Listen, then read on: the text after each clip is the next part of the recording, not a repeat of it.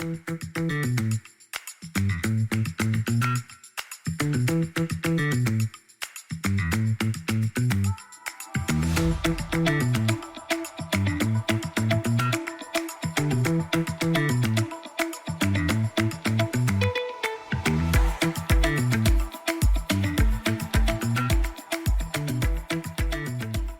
People Who Talk podcast. Joining me is Maria. How are you? I'm very well, thank you. You? I'm good, thank you. And Hannah Murray, how are you? I'm fine. Thank you for inviting me on your podcast. It's an absolute pleasure having you here, Hannah. You're a great guest to have. You're a radio presenter. We can't wait to discuss that with you. And of course, for our listeners, we can explain as well that yesterday you interviewed us also. So we'll say a little bit more about that in today's episode also. But starting at the very start, Hannah, you are not from Spain. You've traveled to many different countries. Can you tell us a little bit about your urge to travel and why eventually you decided to call Spain your home? Yeah, I've always loved traveling from the first holiday when I was a child with my parents. I've always loved looking at maps and globes and things, and love the idea that if we have enough money, we can go wherever we want and explore the world. And I love to do that as much as I can. And I did a lot of it on my own before coming to Spain. I spent time in Greece and Tenerife and Holland, and then did a year in Australia, 3 months in New Zealand and a month in Thailand. I was away for 18 months for my 21st birthday. So I was quite young when I did that. But all the other countries were before the age of 20. And just decided to settle in Spain with an ex-partner. We decided we didn't want to live in the UK and drove to Spain, but didn't know whereabouts in Spain we were going to settle. So we kind of headed for the coast, Barcelona, and then kept spending nights at various places all along the coastline until we got to the most expensive place in Spain that we decided that we liked, in Marbella. And I've been here ever since. And that was over 20 years ago now. Wow, it's a very impressive story. Nice how you got here after, going to like such exotic places. But so obviously you would have met a lot of English speaking people while you were here. I'm sure you meet them every day. So do you think there is a big community of English speaking people maybe doing things that are interesting culturally for you? Yeah, absolutely. There's a big expat community on the Costa del Sol. A lot of people, I think, can have the wrong ideas or the wrong impression about the Costa del Sol. They may have just been to Torremolinos or Fuengirola and think that the whole of the Costa del Sol is like that. And that's definitely not the case.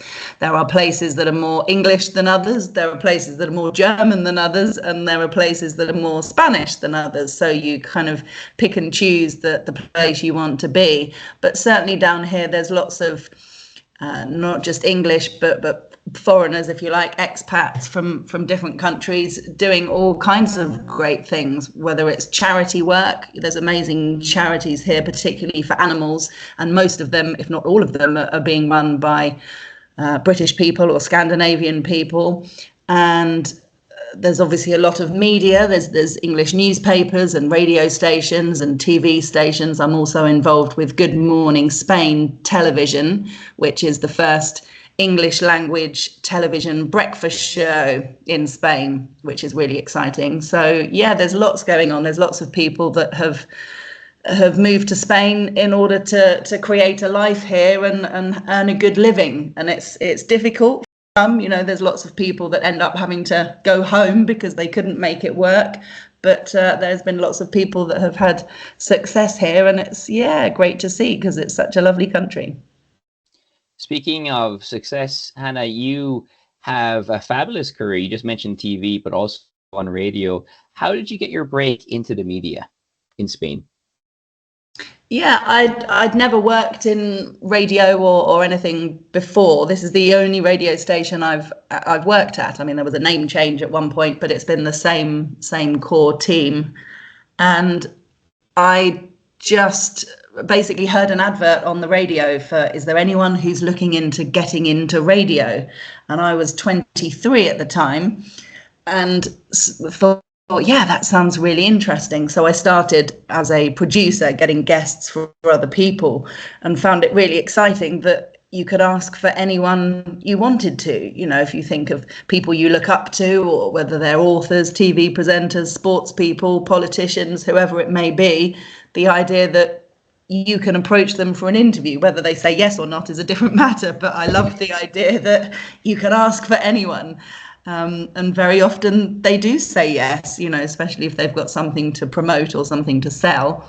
So I loved it. I found it really exciting, but ultimately wanted to get onto the radio. But that certainly wasn't my idea at the beginning. It was just being involved in radio was great fun. And slowly but surely, I got a weekend show that was a pre-recorded show called Stage and Screen, because that's my background. I did acting and singing and dancing and things at college.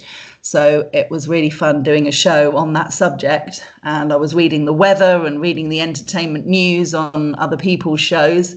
And then eventually was given a go at the magazine show. And yeah, I haven't looked back since. I did the magazine show for about 5 or 6 years. Then I did the breakfast show for 9 years. And I've been doing the drive time show now for about 3 years. And all while that's been going on, I've been doing the book show as well, which is a separate show. So the book show is all fiction related mainly. And then the afternoon show is anything else. Wow, so we're going to talk about those two shows in a minute. But, well, I don't know if you've mentioned, or I don't think you have, but the station is called Talk Radio Europe. So it's said to be the only English language talk radio network in Spain, which is quite acclaimed. You've told us in a couple of minutes ago about the Good Morning, like the breakfast show, the only English speaking one as well in Spain. So it's quite impressive, isn't it? So can you tell us a bit more about how the station came to be, maybe?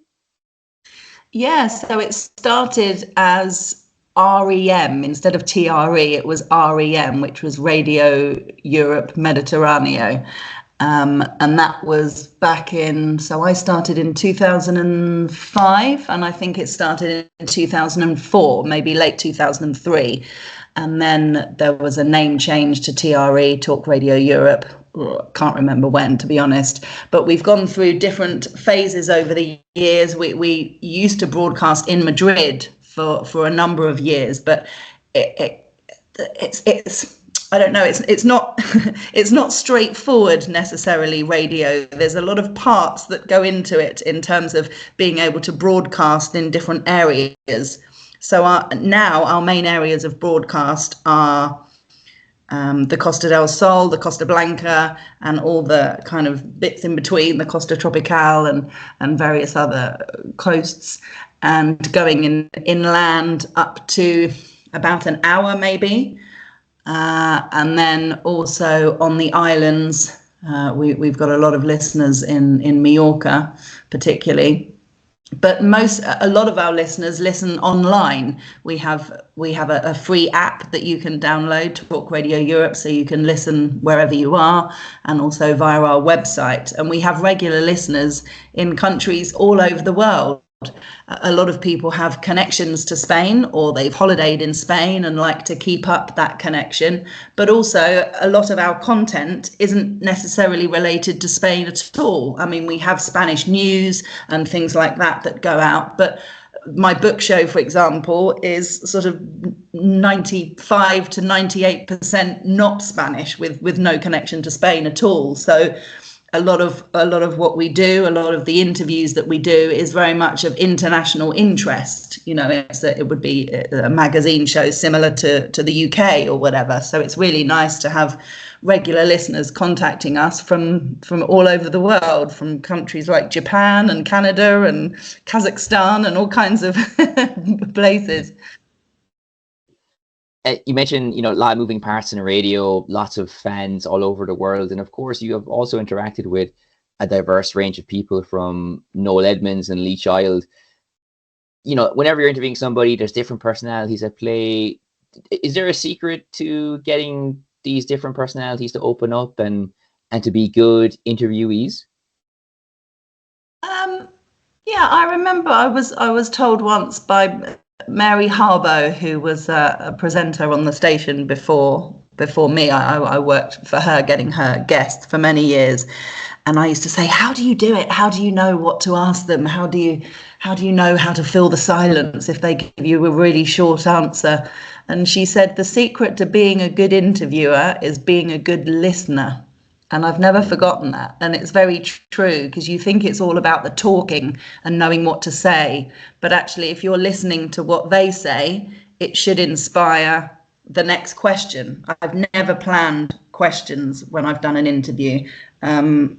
It's much easier for me, and I think it can often come across better that it's a natural conversation. If you're speaking to someone about their book and their writing style as an author, it should be an easy, natural conversation to ask them about their book and their writing style as an author. And depending on what information they tell you, that's how a natural conversation will take place between two people. If someone's asking about their job or whatever, you listen to what they say and you ask them another question accordingly. So in my experience, that works really well on the radio. And I'm not a controversial presenter. I never want to make a guest feel uncomfortable or try and get any kind of juicy information out of them. I much prefer to make them feel comfortable and at ease, and then comfortable to tell me whatever they want to tell me, And I try and imagine what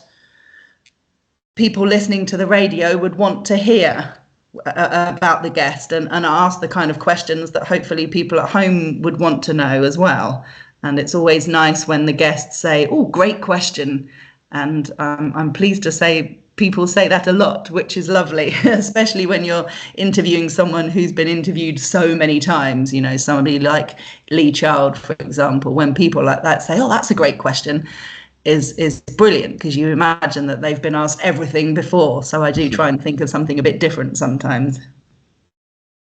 Well, those sound like really good tips. I think some people probably get a bit nervous when they don't know what they're gonna get asked. They sort of like get a bit anxious. So some people, I gotta prefer having like the questions in advance to prepare or whatever. But I think you're right. It's much, as a listener, it's much nicer when you're just listening to a conversation.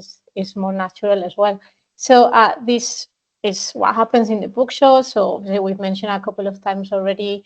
Obviously, the show is about books, but you told us you were presenting other shows before. So how do you get into this one in particular? Are books something that you're particularly interested in? And maybe you can tell us what you like reading a bit as well. Yeah, funnily enough, it wasn't me who came up with the book show. Mary Harbaugh, who I mentioned before, she did the magazine show, and part of that was the book show. And when I took over the show, it just made sense to take over the book show as well, because I think it's a really worthwhile show as a separate entity to a normal magazine show talking about different subjects, because I think so many people feel like they've got a book in them.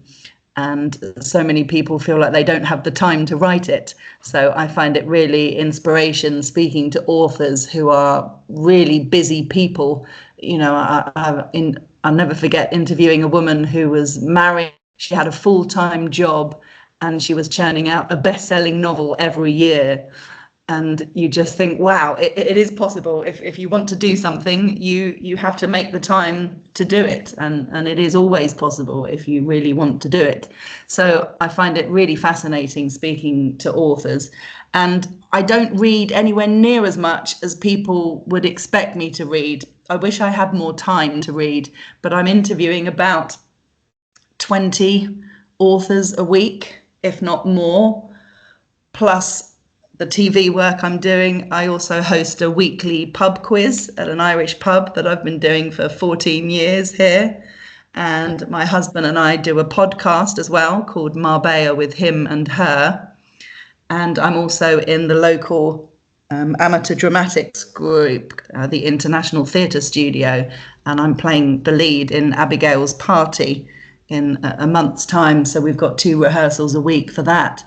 So I'm really busy. So I do read whenever I can, but I'm not glued to books, sadly, because I just don't have the time. But I really like autobiographies, particularly because it's probably the interviewer in me. I find it fascinating to learn about people's journeys and people's backgrounds and how they got to where they are today. So I'm a huge lover of autobiographies. And I'm not the kind of person that goes back to old classics to reread them. In fact, as an adult, I don't think I've read the same book twice ever.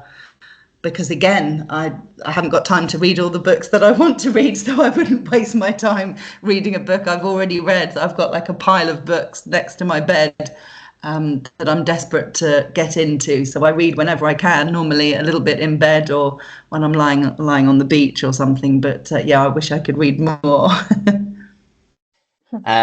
So just to finish off, Hannah, as you mentioned, you're doing so many things. It all sounds so stimulating and interesting. And I guess you have a profile, as you mentioned earlier. Also, you get, the station gets letters from fans all over the world. Do you have a particular relationship with your fans? Do you get spotted on the street? Do people send you DMs saying that they love the work that you're doing? Like, what is your interaction like with the people who follow you or the work that you're doing? Yeah, sometimes it's funny because on the radio, obviously, some people will be listening to you for a long time, but won't really know what you look like, which is kind of nice, I guess. So sometimes I'll be speaking to someone or meet them at an event or something, and they'll go, I recognize your voice. And then I'll tell them who I am, and they're like, oh my goodness, I've been listening to you for years, or oh, my husband loves you, or my wife always listens to your show, or something like that, which is really nice. And I quite like that. I remember when I was young, very little, thinking it would be kind of fun to be famous. But as I've got older, I don't think it would at all. So I'm quite happy to not be sort of chased down the road by people wanting a selfie kind of thing. I've never really had that, and I'm quite happy for it to stay that way. But it's sort of, there'll be people that will recognize the voice more than anything, and a lot of people who follow what I'm doing on social media. So sometimes I'll bump into someone and they'll say, oh, how was your trip to so and so? And I'll think, how did they know that? And they'll go, oh, you put it on Instagram. And I'm like, oh, okay, yeah, of course. You kind of forget what you're putting out there, and so people feel like they know you and they know what's going on in your life because they're seeing it on social media, or you're talking about it on the radio or whatever. So it's kind of funny. It's wonderful stuff. Well, we're going to put the link to Talk Radio Europe and whatever else in the description of the podcast. But for the moment, Anna, it's been an absolute pleasure. Thank you so much for being here. No problem. It was a pleasure chatting with you both. Thank you for inviting me. Thank you, Hannah.